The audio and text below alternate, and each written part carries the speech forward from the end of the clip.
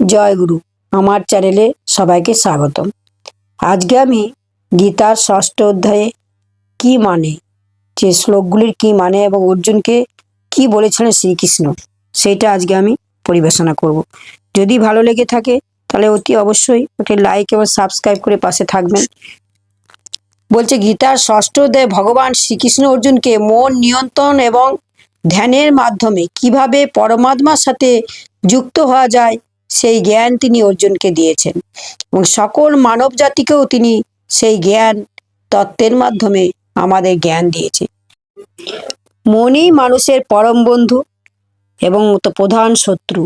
শ্রীকৃষ্ণ বলেছেন, যার মন বশীভূত নয় তার মনই তার সবচেয়ে বড় শত্রু, আর যে ব্যক্তি নিজের মনকে জয় করতে পেরেছেন তার মনই তার শ্রেষ্ঠ বন্ধু।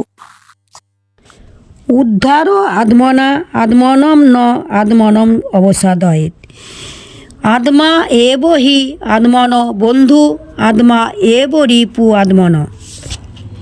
নিজেকে নিজের প্রচেষ্টায় উদ্ধার করতে হবে, নিজেকে কখনো অবদমিত করা উচিত নয়। বলছে ধ্যান করতে গেলে আসন খুব উঁচুতে বা খুব নিচুতে হবে না। কুশ, ঘাস, মৃগচর্ম, বস্ত্র দিয়ে তা প্রস্তুত করতে হবে। শারীরিক ভঙ্গি, শরীর, ঘাড়, মাথা সোজা রেখে স্থির হয়ে বসতে হবে। জীবনযাত্রার পরিমিত বোধ, যোগ ও আহার। শ্রীকৃষ্ণ অত্যন্ত গুরুত্বপূর্ণ একটা কথা বলেছেন, যোগ যার তার জন্যে নয়, যে বেশি খায় বা একদমই খায় না, আবার তার জন্য নয় যে বেশি ঘুমায় এবং একদম জাগরণ করে। উপদেশ হচ্ছে আহার, বিহার, কর্ম এবং নিদ্রায় যারা পরিমিত বা সুশৃঙ্খল, যোগ তাদের সমস্ত দুঃখ নাশ করে। মন নিয়ন্ত্রণের উপায়। অর্জুন যখন বললেন যে মন বাতাসের মতোই চঞ্চল কৃষ্ণ এবং একে নিয়ন্ত্রণ করা প্রায় অসম্ভব, তখন শ্রীকৃষ্ণ অভয় দিয়ে দুটি উপায়ের কথা বলেন। বলছে বারবার চেষ্টার মাধ্যমে মনকে স্থির করা, বৈরাগ্য, জাগতিক বিষয়ের প্রতি আসক্তি ত্যাগ করা। যোগভ্রষ্ট ব্যক্তির গতি কি হবে? অর্জুন প্রশ্ন করেছিলেন, যদি কেউ যোগ সাধনা শুরু করে কিন্তু শেষ পর্যন্ত সফল হতে না পারে তবে কি হবে? শ্রীকৃষ্ণ উত্তর দেন, শুভ কর্মকারীর কখনো বিনাশ হয় না। যোগভ্রষ্ট ব্যক্তি পুণ্যবানদের লোকে দীর্ঘকাল বাস করে, পুনরায় কোনো পবিত্র বা শ্রীমান পরিবারে বা যোগীদের কুলে জন্মগ্রহণ করেন এবং পূর্বজন্মের অর্জিত জ্ঞান নিয়ে আবার সাধনা শুরু করেন। অর্জুন জিজ্ঞাসা করলেন, শ্রেষ্ঠ যোগীকে?